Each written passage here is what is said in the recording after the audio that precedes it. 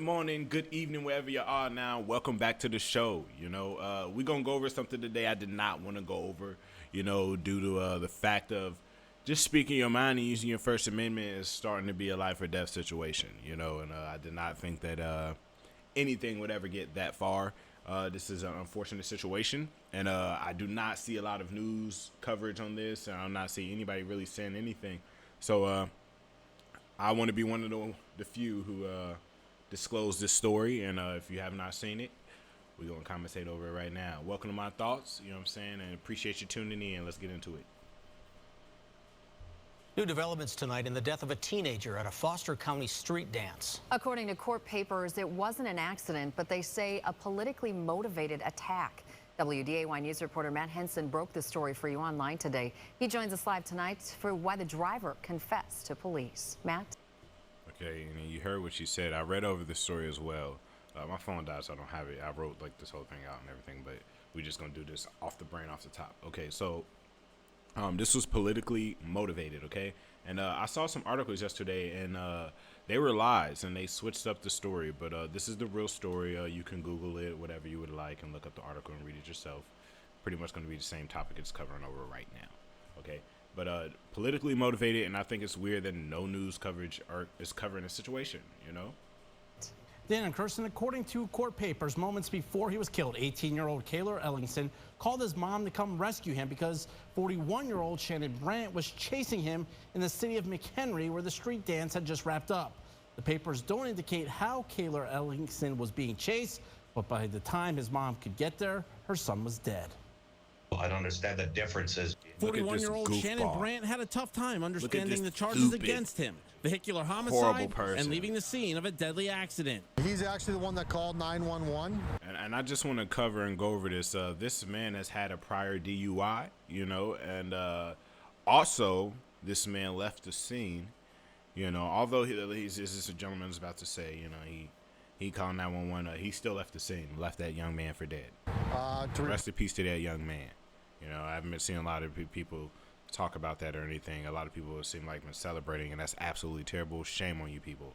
Shame on you. You know what I'm saying? This is crazy. This isn't a war here. There's things going on in the world, and everybody likes to complain nowadays instead of focusing on us and what we have going on here. Okay? But, let me calm down for a quick second because getting a little worked up. A little worked up here now. But let's get back into it. Report the crash. Police say it happened in this alley around 2:30 Sunday morning after the street dance. Court papers show Brandt told the 911 dispatcher that he just hit Cayler Ellingson because the teen was part of a Republican extremist group and was calling people to come get Brandt after Republican extremist group. Okay. Now, if this was I used to always say, I hate when people do this, but let's be realistic. If this was the other way around, CNN, everybody else and their mom would be covering this thing, and it would be everywhere, and there'd be a lot of outrage. This is still your fellow American, you know what I'm saying? Whether you want to believe it or not, and you can disagree, but that's no cause for you to take a life ever. A political argument. Ellingson's mom told police her son called her just before the crash, asking if she knew Brandt. Don't you just want to get this guy to 1-2? She does not believe her son knew Brandt. Still trying to determine exactly what all transpired at the time of the crash, but prior to that as well. Police say Brandt was drunk when he hit and killed Ellingson with his SUV. Yeah, he was drunk as well when he hit the young man. Let's think on this. For anybody who wants to back this man, do your research on him, and then come get back to me. And if you would like to join in on the show, we can have a discussion too about this. But this is my thoughts, my opinion. There should be no judgment for this man as far as people trying to defend this man. This is terrible.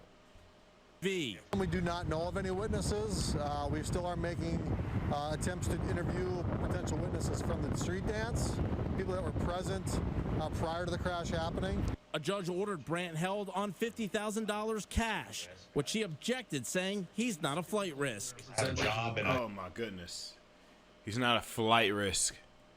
This man has a DUI, you guys. You know what I'm saying? He has a DUI. Dude, and he's basically saying he could go home. You know what I'm saying? He could run away, do whatever he would like. until his court date, until he's arraigned, you know. And this is crazy. This man was released on $50,000 bond. There should be outrage right now. And not outrage and violence. Outrage is in using your voice. I don't Speak. exactly want to see, go by the wayside. Family that are very important to me.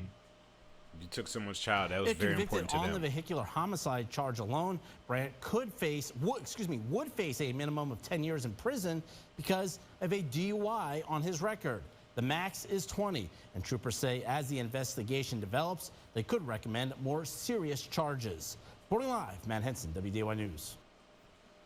You know, so I used to always just look into certain things and certain situations and realize like how coddled I was and how many times people were telling me I was being oppressed and how many times people were telling me that I should be sad about this, or I had a person that wasn't of color apologizing to me for something that they did not do, or things that's just absolutely insane, and just telling me to victimize myself. And this is absolutely crazy. You know, I can't believe I'm not hearing anybody, not one person out here covering this story, you know, or saying rip to this young man. And picking up your voices, I mean, not getting up and using your voices, you know, to express yourself, and not saying get violent. You know, that's not the way. You're not going to solve anything about it. You're just going to end up being on the news as well. You know, let's not do that. That's not going to go anywhere. Just pick up a book, pick up your phone. Most of the time, this is new. It's 2022. Everybody got a phone. Do your research, you know. There's plenty of stuff out there, man. There's so many outlets. You can fact check a lot of things, too, especially before you speak on it. A lot of things. And I just think that we all need to really, really pay attention. This is no war against us. You are allowed to have a separate opinion from somebody. If not, what else? You know, why would we all want to everybody agrees and be like, yeah, everybody's a flunky and sheep. Like, yeah, I agree with you. I agree with you. Like, and just follow like that. This is America, a melting pot. Everybody's different. Everybody have different skin tone. Everybody have different shades. You know, this is terrible. If you are celebrating this by any means, come join my channel. Let's have a discussion. You're a terrible person, but still come join the channel. Let's have a discussion. But either way, I just thought I should cover this because this was a terrible thing that happened, and unfortunately, there's not a lot of news coverage, so I just thought I would cover it. Again, rest in peace to this young man. And everybody, do your research, man. Use your voices. Social media is a powerful tool nowadays, you know, to spread awareness for a lot of things, you know, not just this. But I just thought that this was a story that was very interesting to me, and I just wanted to share with you guys. Thank you for tuning in. I'll see y'all next week.